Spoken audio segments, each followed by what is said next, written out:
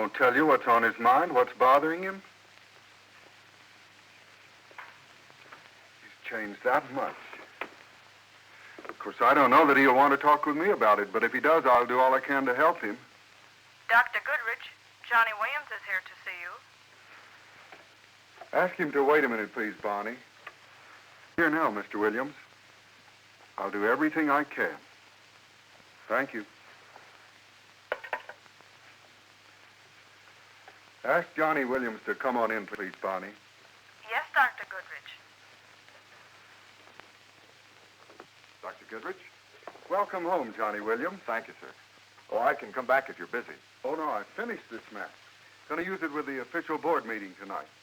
Looks like you have all the hot spots of the world covered. As of today, yes, but who knows what it'll be like tomorrow. Sit down, Johnny. Thank you, sir. Are you out of the service for good now? Will be next month. That's fine. I imagine there's quite a difference in looking at a map of the hot spots of the world over here and being in the midst of one of them over there. Yeah, it sure is. You grow up pretty fast out there. I'm sure you do. It's kind of hard to come back and settle down. I can't do it. I simply can't do it, Dr. Goodrich. We'd look forward to your coming back here and going in business with your dad. Well, I had too, but something happened out there. Something I'd like to tell you about. Sure, Johnny. Go ahead. When I was first sent overseas, I was stationed for about 8 months, right about here. Close to our outfit was one of the camps where the orphans were brought. Whenever I could, I'd go over and help them.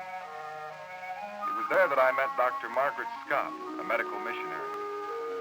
The mission had been hard hit, and the little hut where she lived was her office, too. Usually, she had a Korean worker in charge of relief. Well, that day, he wasn't there. It was a cold, rainy day, as I remember, and I was unpacking a box of clothes that had come from the States. A little boy had just been brought in. This is just like Christmas. Well, you're Santa Claus to this little boy. And you'd better hurry up. He's waited a long time for a warm pair of trousers. He has, hasn't he? Well, let's see now. How about these? Well, he'll grow. He'll grow. But 5 years is a long time to wait for them to fit unless you have to. Dig deeper. Well, now we're getting someplace. Oh, those ought to be just about right. Let's go, boy. Up we go. Now, let's see.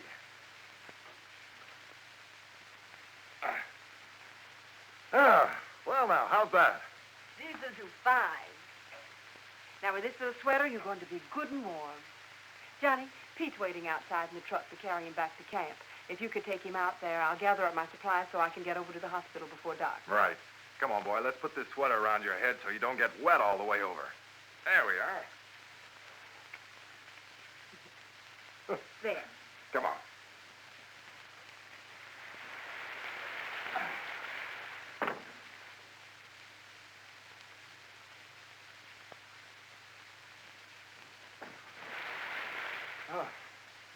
I hope they get through all right. Whew.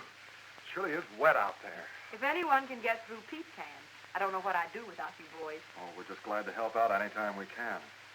What's all this, more pills? More than that, all kinds of supplies for the new hospital.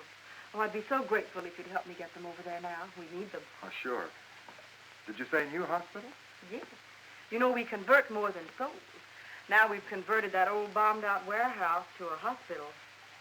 I'm glad we finished before the other children got here. How many children are they sending down this time?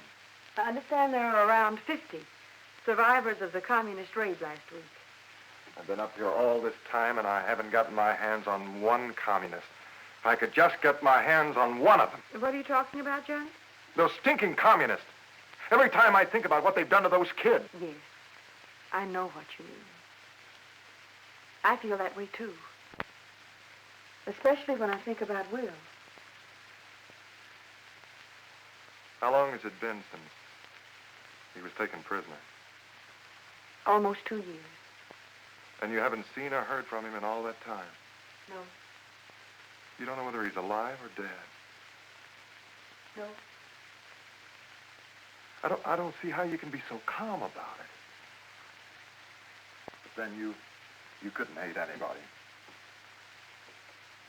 Every time I think about you here, alone by yourself, working 20 hours a day, trying to patch up kids that have been banged around by communists who just... Yes, Johnny, it's a problem. It's no problem for me. If I were front... You're a brave boy, Johnny. But bullets alone won't stop communism. Communism must be shown up for what it really is. A false way of life. You see... Come in. Oh, Dr. Magnuson. Come in and take off that wet coat. Margaret, never mind about the coat. I'm used to this kind of weather.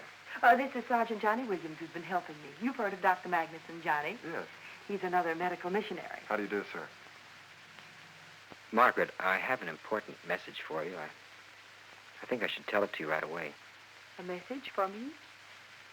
Yes, Margaret. About Will. Will? Margaret,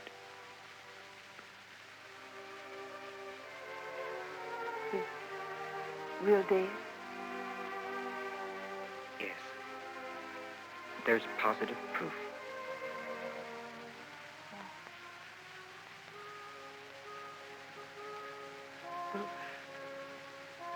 Well, do they know if... Was he sick or... No, he wasn't sick. Communists. I hate them. Major Parker has the report at headquarters.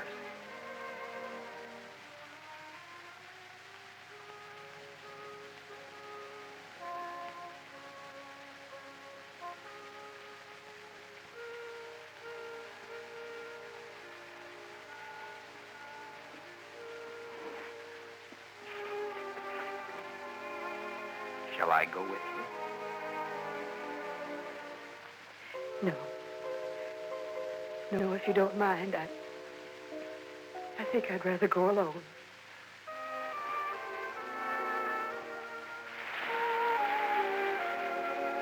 There's only one answer. Wipe them off the face of the earth. And I'm going to be in on it. I'm going to do something. We've all got to do something. Communism must be fought with many weapons. Because of many things. Like what? Communism is a false faith, Johnny. Millions of people don't know it's false. They listen to its promise of a better life. How do you fight a false promise? Well, I'm not sure that I know. This much is sure. There's no one single way to do it. You've been resisting communism on the military front. We honor you for it. But communism must be fought on 10,000 other fronts, too. What do you mean, 10,000 other fronts? Communism thrives on human misery, like poverty. Where you see poverty, there's a front to be manned. Where there's injustice, time to call up the reserves. Fine-sounding words, but... Well, that's all they are, words. All I know is communism is bad, and I want to kill it. Best way to kill it is to show it up. And you don't show it up by talking about it. You've got to get out here where life is rough and raw. Work. But that's so slow. You'll never defeat communism that way. Yes, we will. What's more important, that's the only permanent way it'll be defeated. You just can't be against communism. You've got to be for something else. That's a lot harder.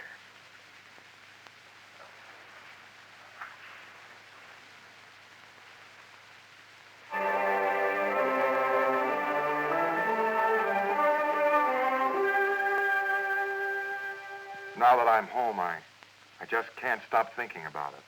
About the fight against communism, Johnny? About the people who are homeless and hungry and helpless. About the false promises that communism makes. Johnny, you have grown up. Dr. Goodrich, I don't know how to say this, but I want to devote the rest of my life to making this world a better place to live in. Are you trying to say that you would want to become a missionary? Yes, sir. That's about it. That's a hard life, Johnny. I've seen it. And there's persecution. I know. Johnny, are you positive you can't make yourself do anything else? Funny you should ask that question. I've been thinking about it for weeks and weeks. And the answer? I always come up with the same answer. No. There's nothing else. I've got to do it. Then God bless you, Johnny. Thank you, sir.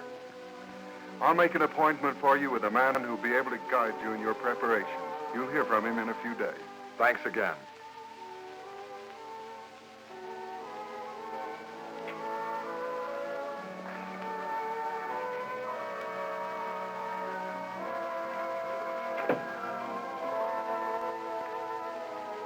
You know, Johnny did grow up out there as he came face to face with two kinds of battle lines in this worldwide fight against communism.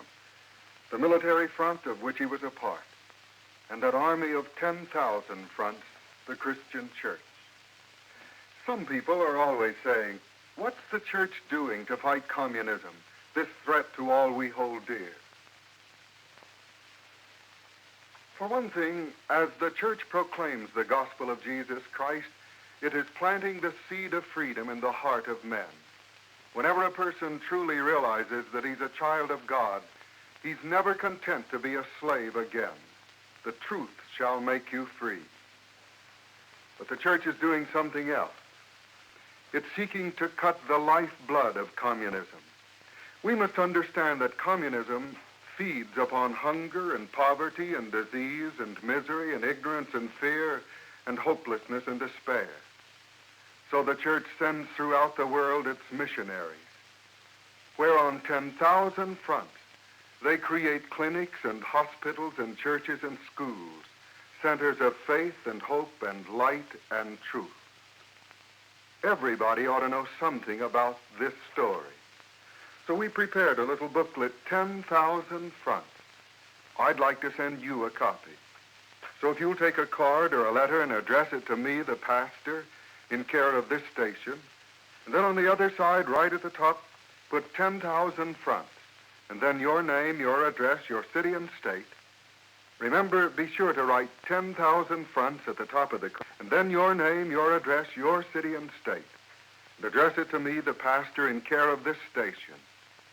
Soon you'll receive your copy of 10,000 fronts, a part of the story of how the Christian church constantly proclaims the truth, which is the greatest force in the world for freedom, as Christ himself put it in the Gospel of John.